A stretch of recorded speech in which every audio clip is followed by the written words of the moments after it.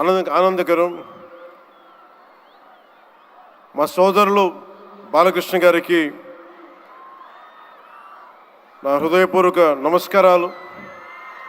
సినిమాల్లోనే కాదు, చారిటీస్లో కూడా ముందుంటాను.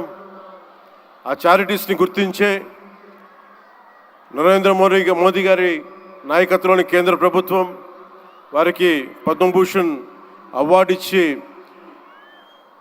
ఆయన మామూలు బాలకృష్ణ గారు కాదు, పద్మభూషణ్ బాలకృష్ణ గారుగా ఆయన గుర్తించడం చాలా ఆనందదాయకం.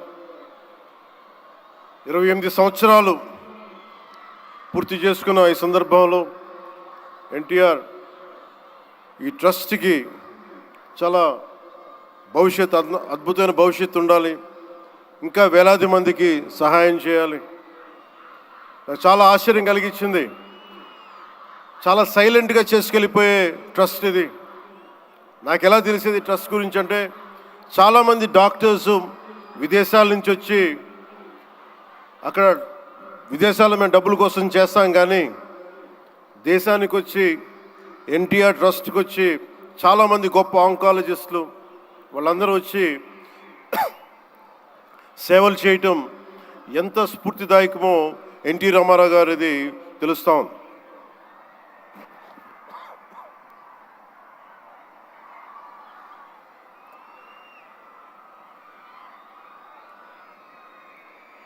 చాలా ఆనందం ఏమనిపించిందంటే, ఎన్టీ రామారావు గారు మన మధ్య లేకపోయినా కానీ ట్రస్ట్ ద్వారా మన గుండెల్లో ఆయన సజీవంగా ఉన్నారు.